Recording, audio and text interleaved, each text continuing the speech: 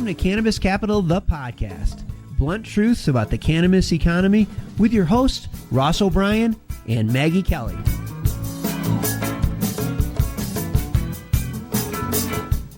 Hi, everybody, and welcome to another episode of Cannabis Capital Podcast. I'm your host, Ross O'Brien, venture capitalist and author of Cannabis Capital, the book. And I'm here, as always, with my astute colleague and co-host, Maggie Kelly. Hi, Maggie. I'm excited for another amazing episode. Hi, Ross. I'm excited as well. We have a great interview today with Mike Sanchez. He is the president and founder of Emergent Layer, a public relations firm. Oh, yeah, this is such a great interview. So I'm excited for the Cannabis Economy Challenge, Maggie. I'm feeling I'm like I'm on a hot streak here. Well, you definitely are, Ross. You're definitely on a hot streak.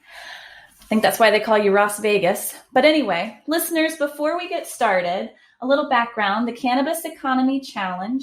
This is based on our belief that cannabis is not an industry, but a global macroeconomy. And the impact of legalization is not creating one industry, but multiple dynamic industries in their own right. So Ross, this week's challenge is actually based on a conversation that I overheard. I was a little creepy, slightly eavesdropping. It was a conversation about religion and cannabis and its role in religion and history and all this kind of thing. So it didn't seem like the couple having the conversation thought that cannabis was in any way tied to religious background. And it made me think in terms of religion as a topic going forward, how do you think cannabis plays a role? Do you think it does? Yeah, it definitely does. I think this is super interesting. And in fact, this is great because it expands the challenge beyond just our belief that cannabis has reached every boardroom everywhere.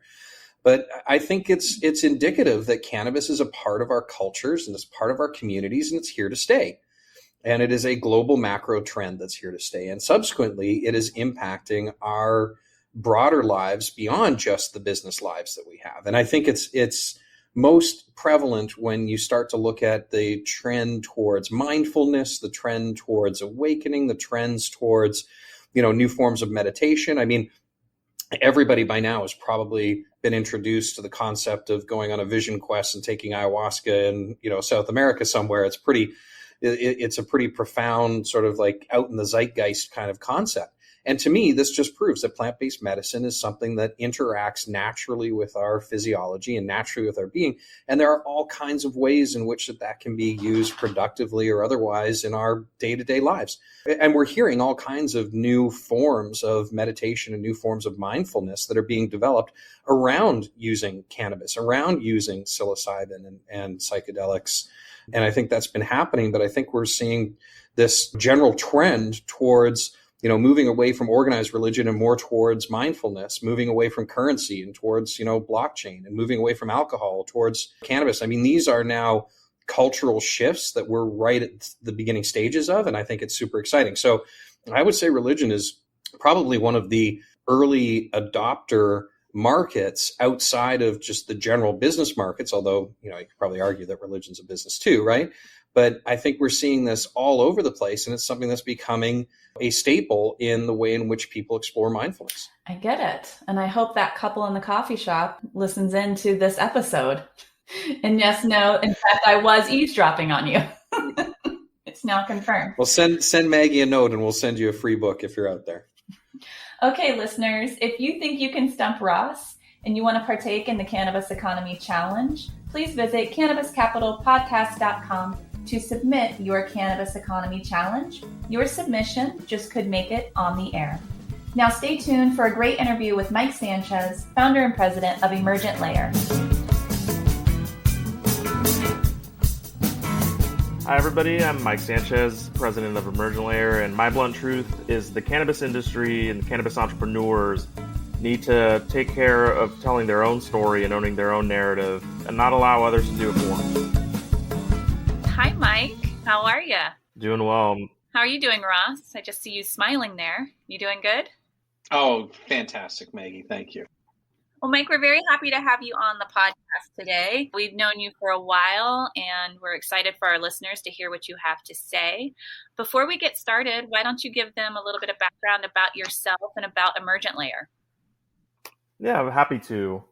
Well, my name's Mike Sanchez. I'm president of Emergent Layer, which is a PR marketing agency that helps companies in emerging sectors such as cannabis, AI, really anything that excites me, tell their stories, especially if they're complicated ones. The cannabis industry being one that is probably the most challenging and has, often been maligned throughout our nation's history as an industry that's for people who are stoners or this or that, whatever negative perception you can have.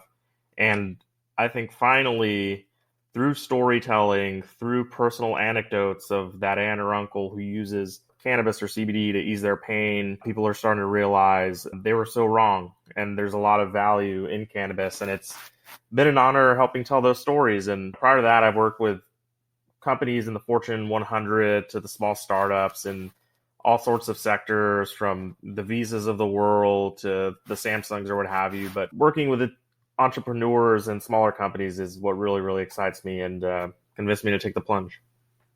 Also, for our listener benefit, what's the difference between PR and marketing?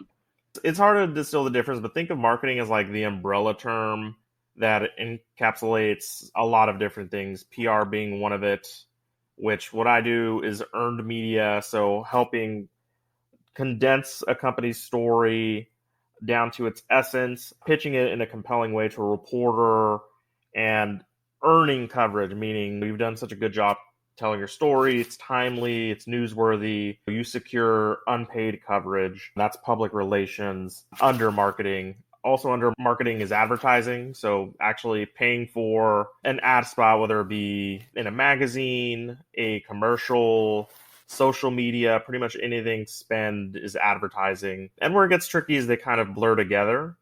But for the cannabis industry, public relations, I think, has been a better allocation of time and money than advertising, because as many people have seen, the social media sites, Facebook, Instagram, what have you, there's a lot of companies getting their profiles banned. They've spent years trying to build up their audience, and all it takes is somebody to flag a photo or one of their content moderators to block you, and there goes all your efforts.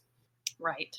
So, Mike, can you talk a little bit? I think that's really important to understand. One of the things that people in the cannabis economy today are trying to get their arms around is, why are there these restrictions on certain avenues, social media? Why has cannabis marketing and PR been put on its own, on its own box that it has to operate within? Yeah, that is the $1 million question. I think a lot of it just has to go down, is a part of how cannabis has been maligned over time. It is federally illegal. There is still this older generation who views it with a stigma, which is not to say everybody, but it's still viewed with that negative lens. And as a result of it being federally illegal, there's a lot of important infrastructure that these businesses and entrepreneurs don't have access to. So banking being one of them, social media being part of it because of rules on paraphernalia, not promoting use and things like that. And but they're also private companies, so part of it is on the owners of these companies, the moderators at these companies. Cannabis isn't the only economy that's been negatively influenced. There's some, every day you hear about Facebook banning this one group but not another, or this image or that image, and not providing, any compelling reasons. Hopefully that'll change, but that's just the world that we live in right now. So our audience is a lot of cannabis entrepreneurs, obviously, and cannabis investors. Can you just double click on this, what's happening in social media? It's not just as simple as going out there and putting out a social media campaign, is it? No, it's not. It's pretty tricky. I've worked with a lot of entrepreneurs who do have social media, and that has been their primary venue, and just trying to establish other methods of communicating with their audience and making sales. You can't rely solely on a large Instagram following like some of these Etsy entrepreneurs are doing to sell your devices or your products or what have you, because you do run that risk of being banned. I don't know, Disney bracelets aren't likely to be as cracked down from the Instagram gods than cannabis, even if you're not directly touching the plant, which is unfortunate. But it happens time and time again. I forget who was in the news recently, one of the large companies from Canada, who's legit, who's been around forever and is one of the leaders in cannabis have their profiles locked. So it's something that I'm sure most of your listeners have had it happen to them or know someone who has had it happen to them as well. It's just unfortunately really common. I think it's a good cautionary tale, though, for entrepreneurs who are just getting started, who are fleshing out their marketing plans right now and thinking, well, I already have a pretty good audience on Instagram or Facebook. I'm just going to leverage that to my benefit for my company. And from what you're saying, that's not certain. That's not for certain. And that can be taken away essentially overnight. And you're starting Yeah, from absolutely. scratch.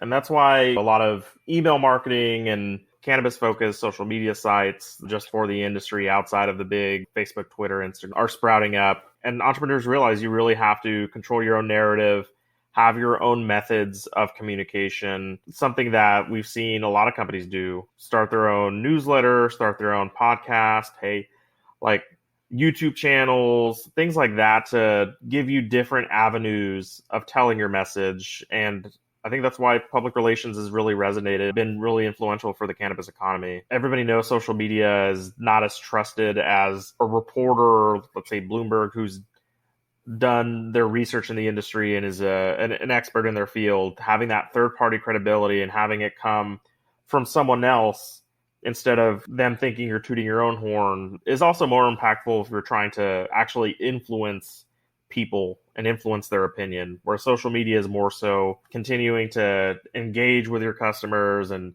shape your brand and what do you want to be known for. But as far as actually influencing minds and the minds of people who matter in policy, potential customers and partners, PR has been very helpful in that regard. So I keep asking Maggie when she's going to launch our MySpace page, because I'm pretty sure that's going to be where we need to really put a pretty heavy presence. So Mike, for those of us that are probably more advanced than I am in the world of the social medias, one of the things that we look at as investors is we talk about temporary versus permanent solutions, band-aids versus sustainable enterprise. You mentioned There's a lot of alternative channels opening up.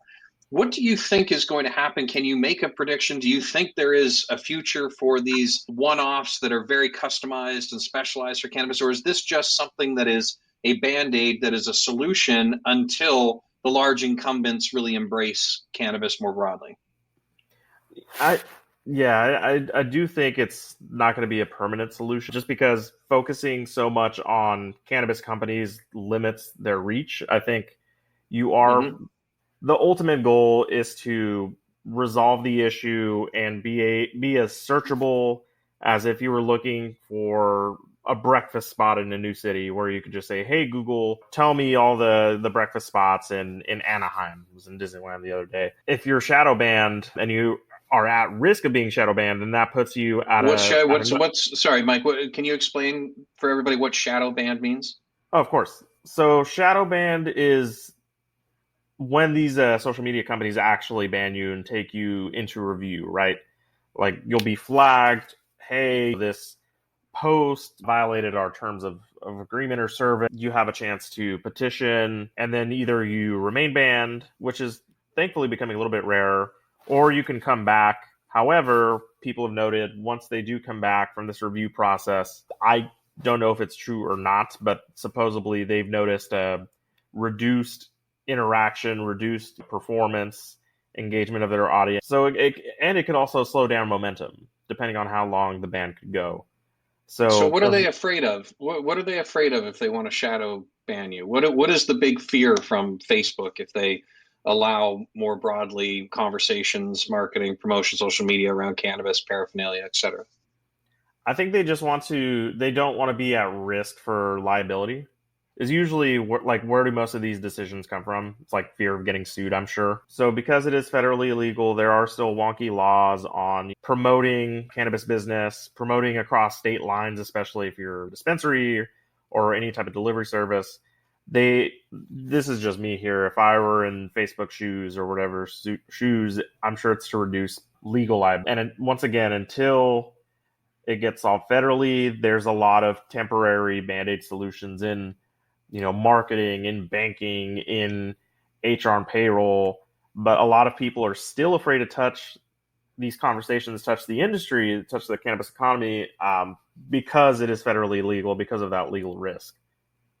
So do you have some examples that maybe you could provide for the listeners that are things that are falling in bounds versus out of bounds? If somebody came to you and said, hey, I want to, because I see stuff and Instagram, right? And somebody says, hey, I want to promote a conference that I'm hosting on Instagram, or I've got a new product that I want to put out there. Are there general guidelines that you've been able to develop? Being on the PR side, I may not be as close to it, but even in journalism, there's some reporters that I've worked with from the tech sector or the business sector, known outlets that either they personally or the outlet itself has a stance that they choose not to cover cannabis, which is unfortunate.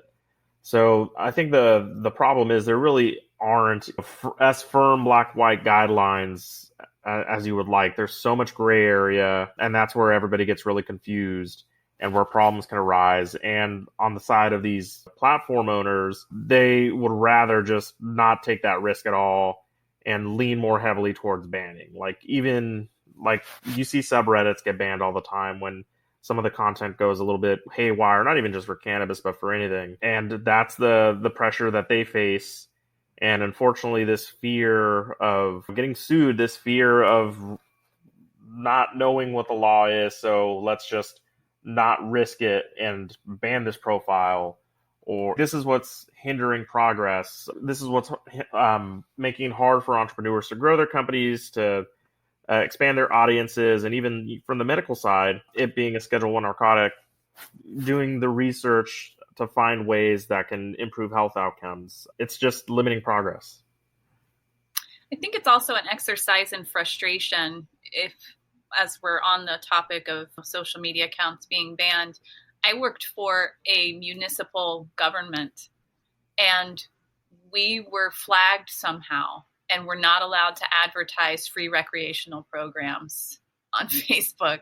So it's you have this behemoth that probably grew too fast, too quickly, and is trying to figure out all the little nuts and bolts of how things work. And in the meantime, our entrepreneurs are trying to figure out why I can't advertise on Facebook or why I can't advertise on Instagram. And you're probably never going to get an answer to that question. Layer in cannabis economy issues, and that's a whole nother ballgame. Yeah, I worked with this startup out of Chile who made at-home grow kits, and it was really ahead of its time. It was all automated down to the strain. So these were scientists working with the Chilean government, which has the driest desert in the world, the Atacama, not a lot of rainfalls in Chile. So they were looking into aeroponics, where they would spray nutrients and water, balance the pH onto the root directly. It just so happened that they sold these boxes tailored towards cannabis and promoted it primarily through Instagram, which was like by far their largest driver of traffic and sales. And they did a really good job of making it neutral and more geared towards at-home growing, tomatoes, but with always a bit of a wink to let people know you could grow cannabis in this. And unfortunately, they winked too hard one time and they got banned for a few months, which totally ruined the fundraise that they were going towards. It slowed momentum, and eventually they worked to get it back. But what makes it scary for entrepreneurs is, where is that line? What content is acceptable and what is not? So, Mike, you've worked a lot with non-cannabis economy companies, large and small. I want to drill down a little bit in two areas. First being, so what are the best practices, fundamentals of PR that do translate to cannabis? So we know we've got this dynamic, but where is the highest and best use of time? What do you look for in a great story that can be told into whether it's earned media or other outlets? Yeah, of course. Yeah, so I've worked with primarily a lot of tech companies, just being based here in Silicon Valley. I've been doing PR in the Bay Area for nearly a decade. The best time to do PR, I would say, for a company starting out is the earlier the better.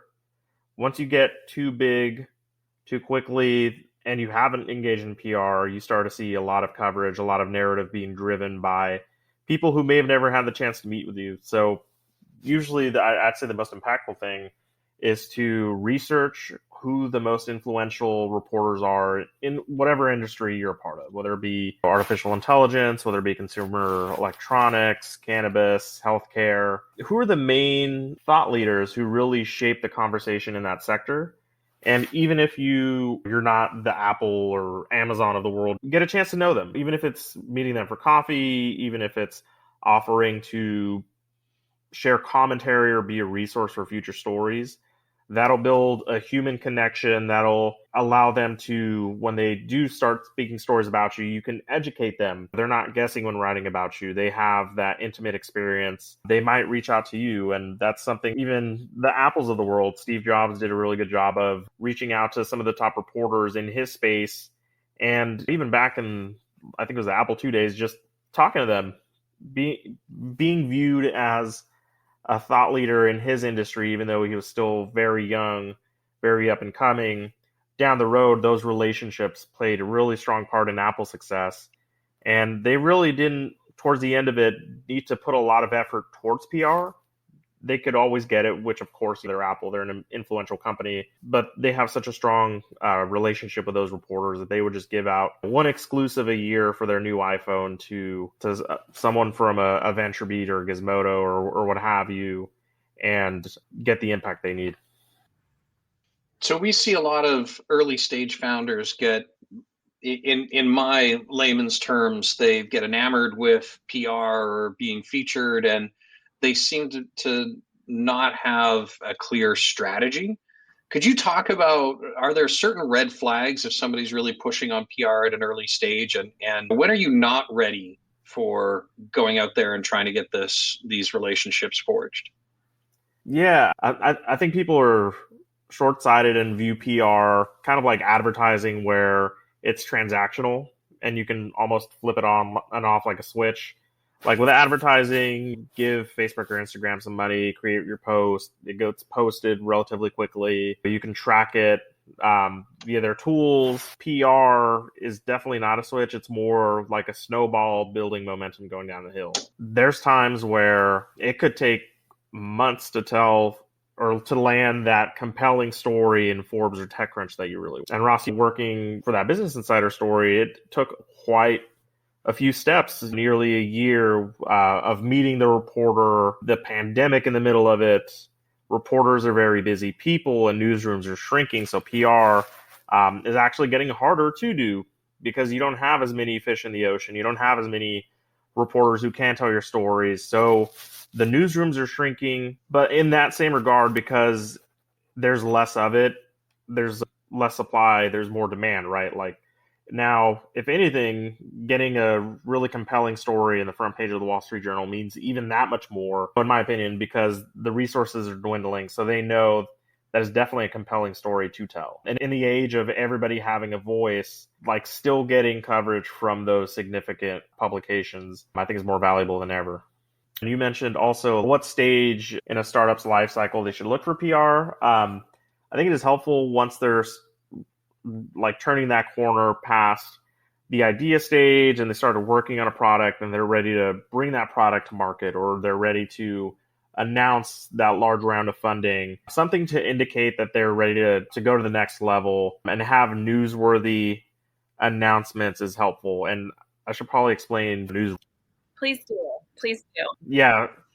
As a business owner myself, it's your baby, and what makes something newsworthy? It's milestones that show a company's progress is like the best way to think about it. Hard numbers are always going to be pretty newsworthy, especially financially.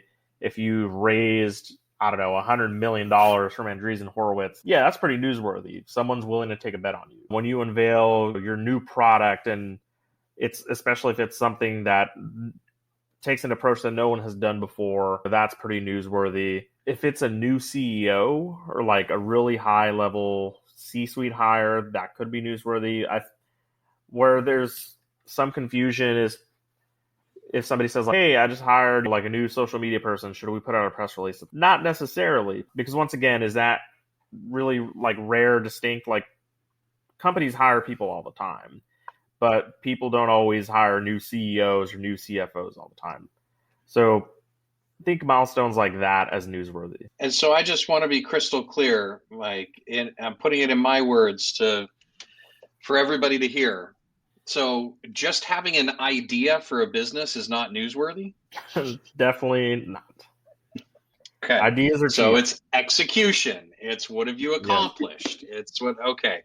Got it. Is everybody listening to that? So Mike, let's talk about the entrepreneurs at an earlier stage that are going through the ideation now into execution. You talked a little bit earlier about with your experience in big corporate, small corporate, et cetera, and storytelling. And I think that's something that's really important. It also maps to how we get to know companies when they make presentations to us and they tell their story about them as founders, about the business. And the story, like you just pointed out, is not what can you go do, it's what you've done and the probability that something can happen in the future as a result of that, right? So maybe you could talk a little bit about some coaching. If somebody came to you and wanted to tell their story and it's an early stage company, like what are the core elements to storytelling? What should they think about for their various audiences? There's media, there's investors, there's employees and recruitment, et cetera. How do you think about storytelling and distilling down what are sometimes complicated businesses into something that is digestible? Yeah, of course. First things first, like the information gathering stage is crucial, and transparency, I think, is the most important thing for entrepreneurs looking for PR. The more that we know about what's going on, the better. And being caught off guard by an announcement or a problem or what have you definitely could probably be resolved if you would let us know in advance. But as far as coaching somebody up and storytelling, I think storytelling is actually, it's complex but simple. Humans have been telling stories for years, and there's always like a familiar theme to pretty much all stories. I think can be broken down into 2 or 3 buckets. The hero story, David going against a Goliath, that's kind of what the Steve Jobs approach was. Like, here's this 19-year-old trying to take on IBM and followed Apple kind of throughout their career, even now that they've become the big giant with their 1984 campaign or what have you. I think another good way is to try to find some tension. So, or a different approach there that differs quite greatly from the status quo. So Nalu Bio, for example, is a really good one of here is a company who's trying to bring an approach that has worked for aspirin to the cannabis industry, and the tension that they're facing is a lot of the regulations that are in place, a lot of the science, perhaps even some of the thinking like, oh, you can't just take this approach to this. You can't try to jam a square peg in a round hole, but the hero making that happen. So little things like that are always helpful. And then finding what are the supporting pieces to kind of complement your thesis. What are the statistics? What are the research that we have?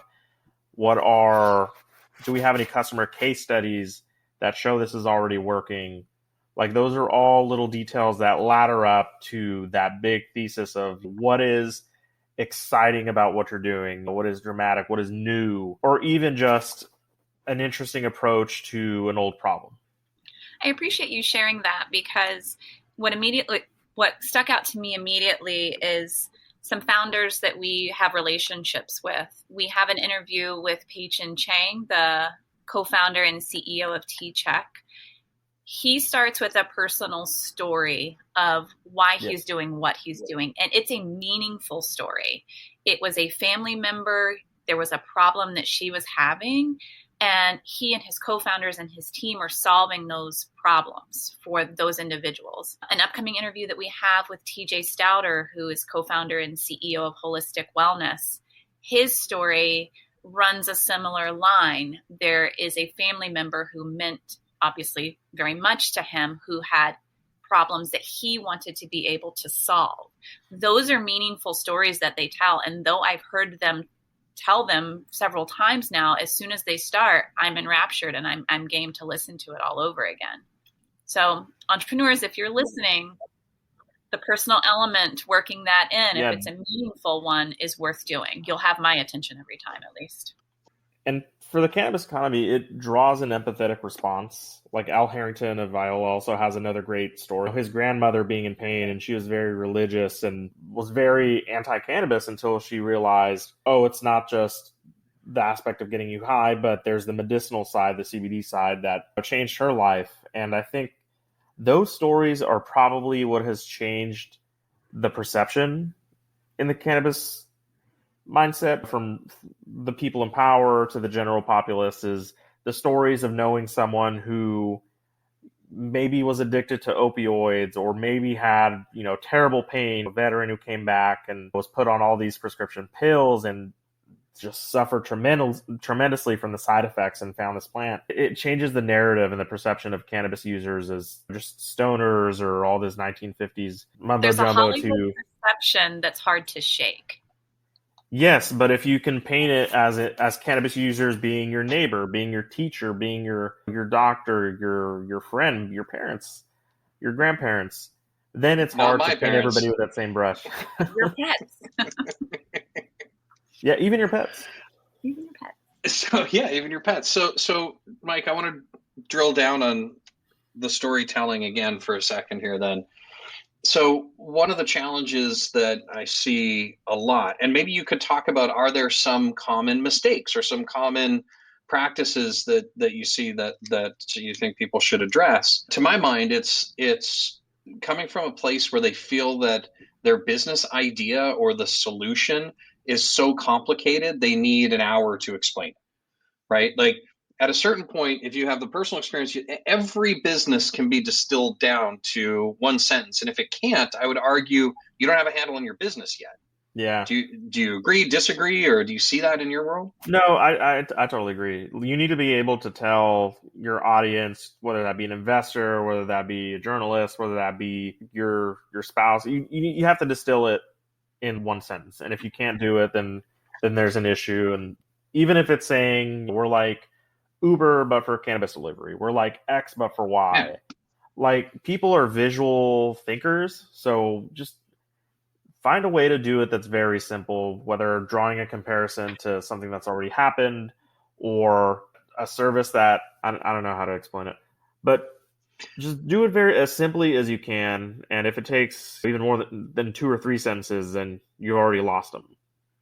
And I would say on that same line, if you're pitching me your business and I don't understand your idea, that's on you, not on me.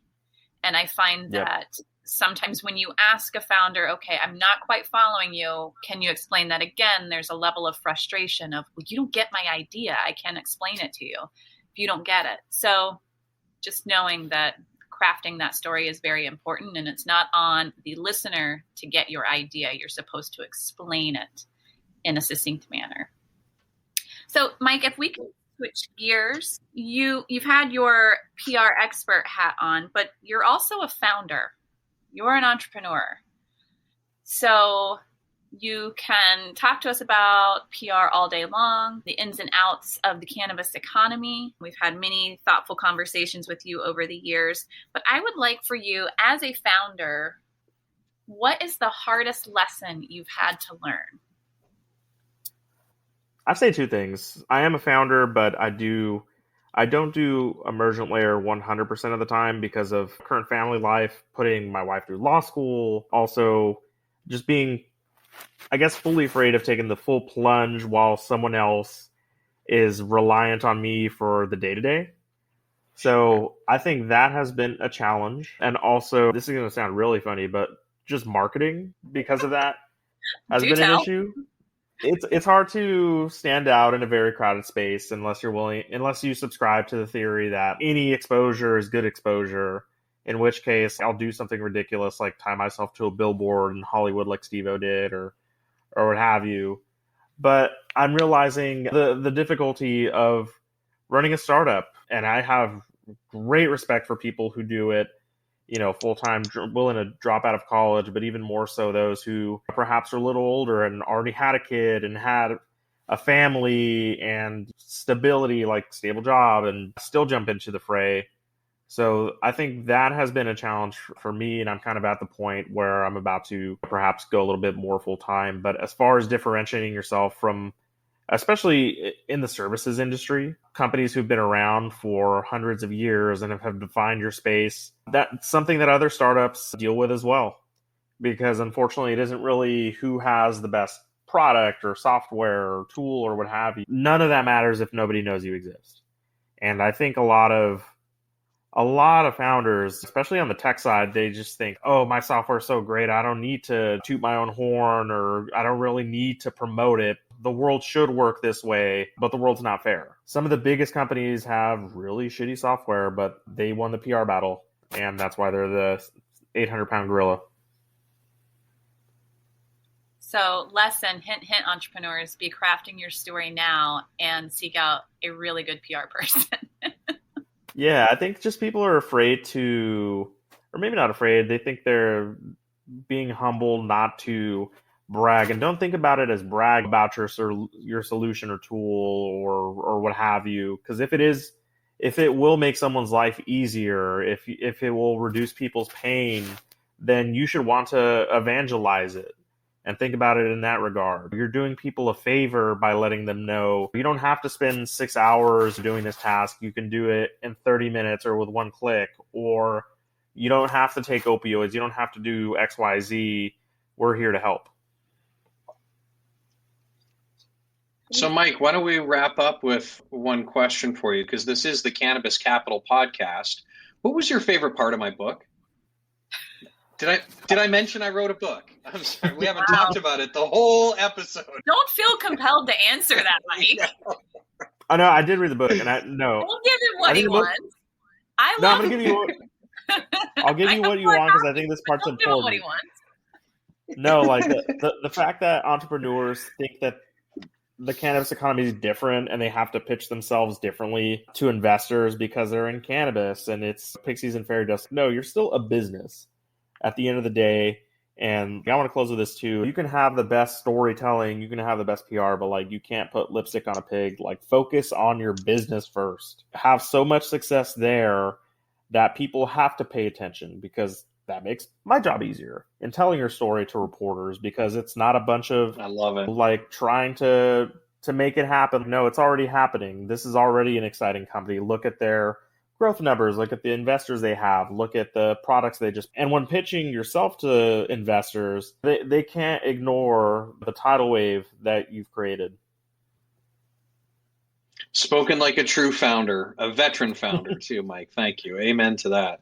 Well, Mike, thank you very much for joining us today. We appreciate all that you shared with our listeners. This was great. Thanks, Mike. No problem. I'm super excited.